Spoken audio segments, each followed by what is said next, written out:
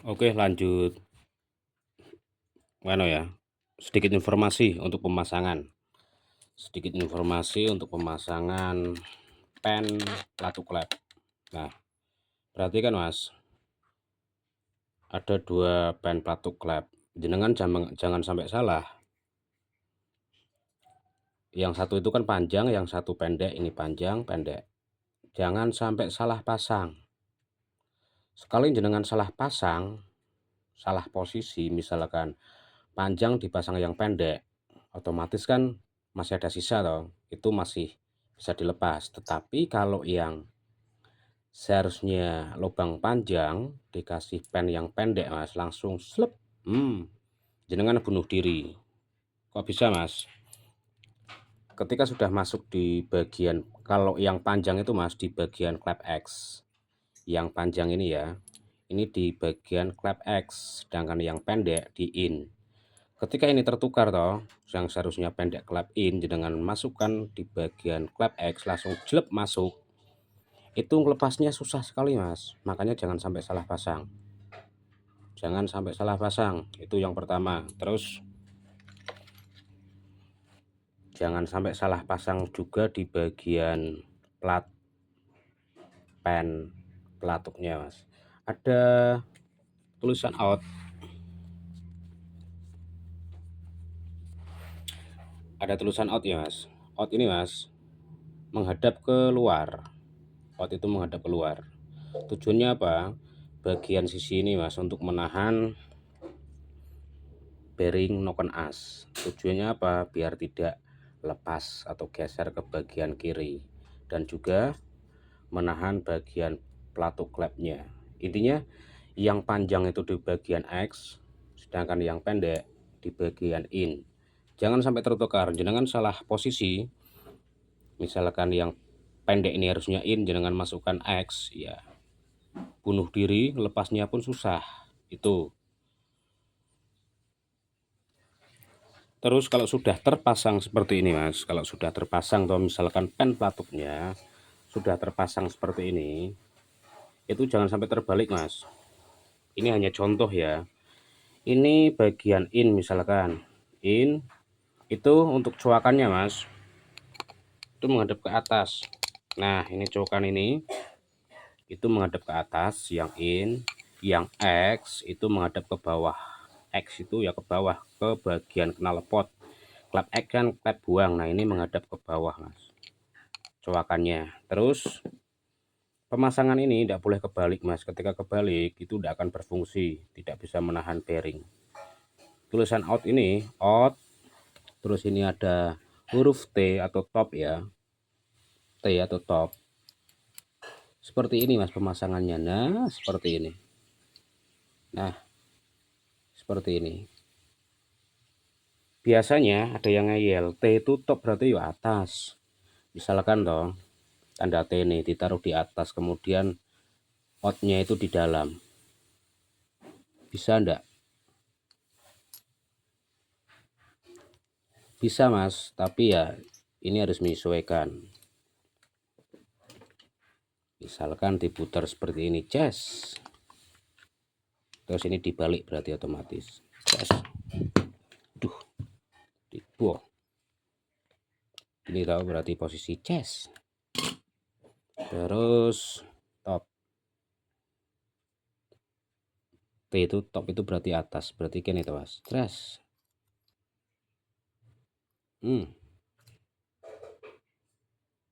Fungsi. Nah, misalkan dibalik ya juga menyesuaikan Mas. Misalkan toh, sesuaikan berarti.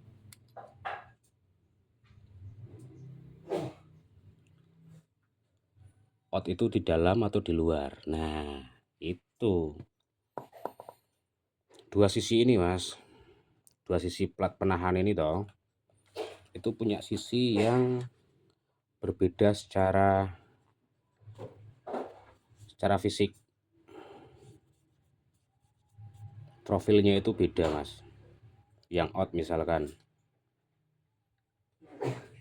Yang out misalkan Mas. Yang out ini agak landai Mas, landai, agak landai toh. ada lekuan, sini ada lekuan. Ini juga tidak begitu tajam mas. Ini yang ada tulisan out. Terus yang sebelahnya toh rata.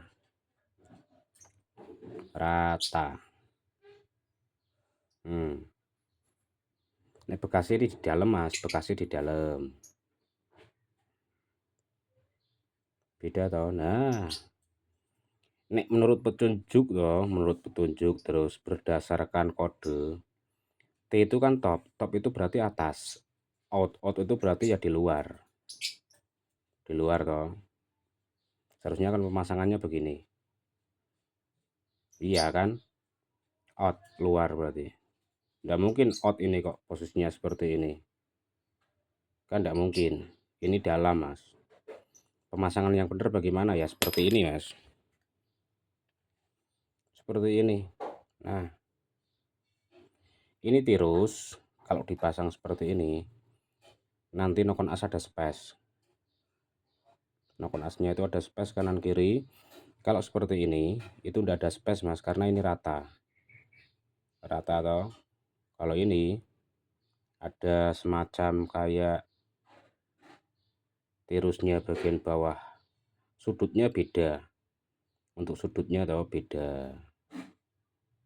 Kalau yang sebelah ini sudutnya siku, bisa dikatakan siku. Kalau yang sebelahnya sisi satu itu beda mas, agak landai sedikit.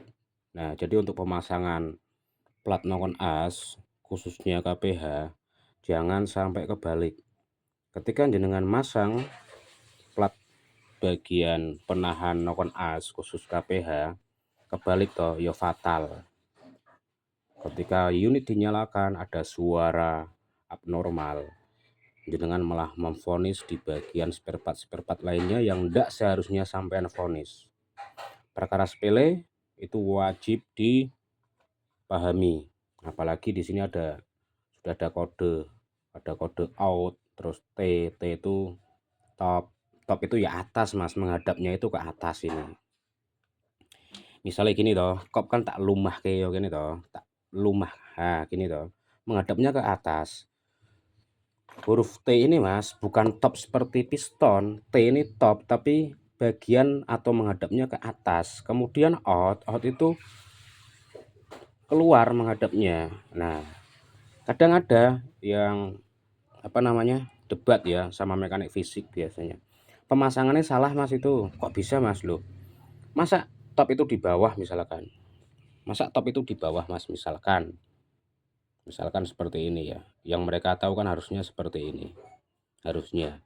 Enggak mas, padahal dua sisi ini tuh mas memiliki profil yang berbeda. Kalau ini siku, bagian samping siku, sedangkan yang sebelahnya itu ada landai, sudutnya juga beda itu mas. Yang wajib dipahami, setiap pabrikan ada kode tersendiri, sudah ada panduannya, tinggal jenengan paham atau enggak.